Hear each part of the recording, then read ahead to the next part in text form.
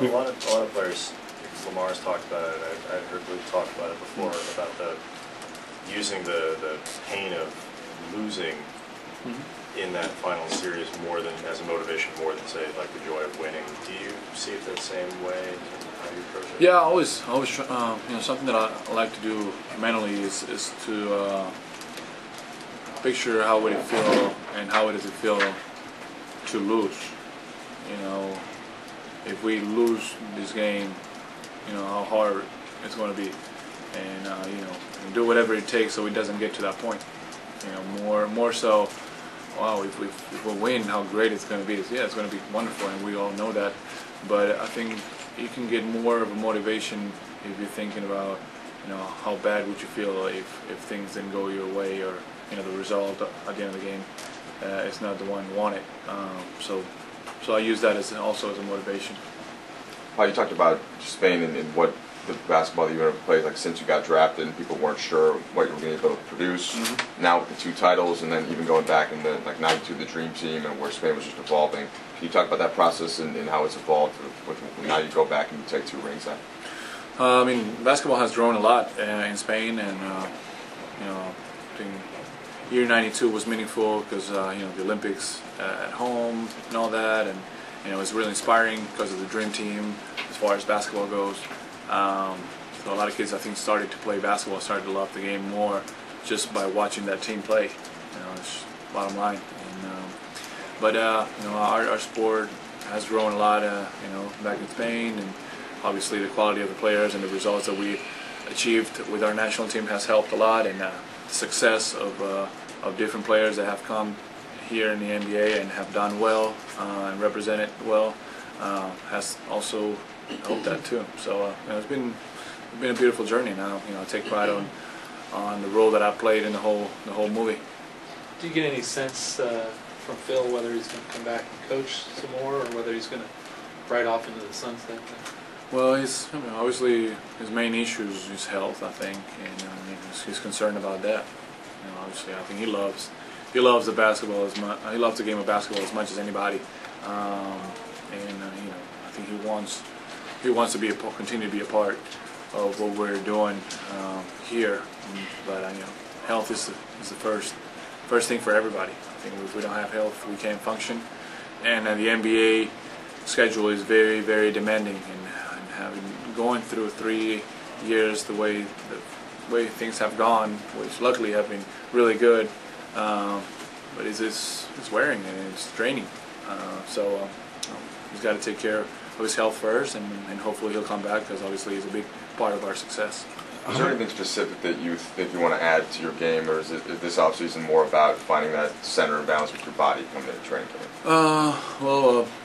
Yeah, I want to continue to see if I can expand my game a little more, and continue to build my body, and not gain weight, but just continue to work on my body and continue to stay strong, so I can play the way I've been playing and holding my ground the way I've been holding my ground. But more than anything, just make sure I strengthen my joints and rehab everything that's hurting, and my weaknesses physically. That's something that I like to do. Game-winning threes from the top of the key.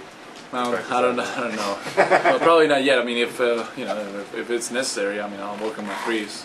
But I don't find it necessary at this point. I don't think the team needs it, or we probably have to get another center, so I'll get out more in that perimeter, start shooting threes. But that's not something that I plan on happening anytime soon. How do you think you and Andrew have developed on the court together?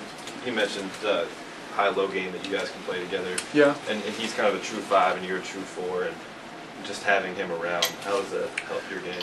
It helps, because he's a big presence, and he's a guy that can be very effective down low. So he attracts the defender with him, and he just adds up a lot of size. Just makes it easy, probably, when he's out there, as far as the spacing also.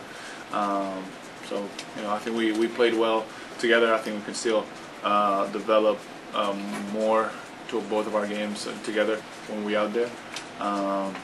And my main thing with Andrew is again, his health, his knees, so he can stay strong throughout the whole year, and at his young age continue to have a young and long career.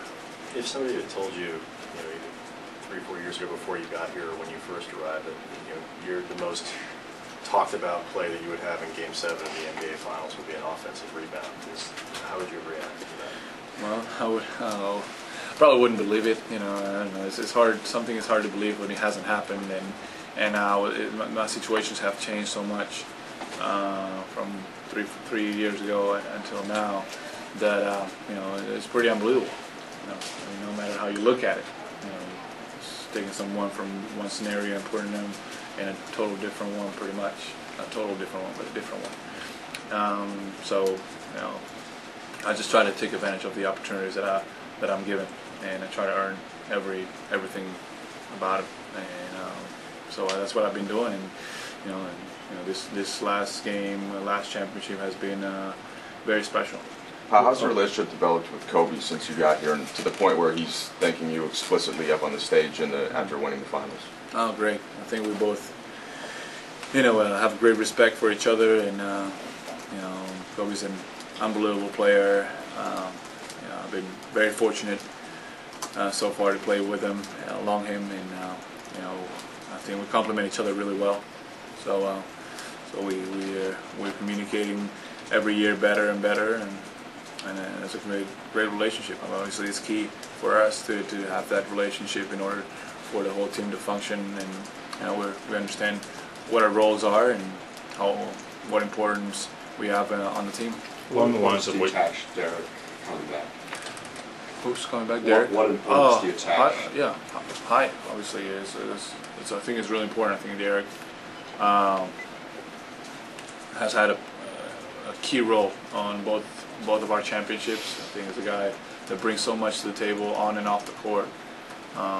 He's a true leader for all the guys that we're on the team. The veteran ones and the young ones. He inspires us and gets us to focus together in critical times. And he's just a great example, great role model of a guy that just works his butt off every single time throughout his career to be where he's at and earn everything that he's gotten.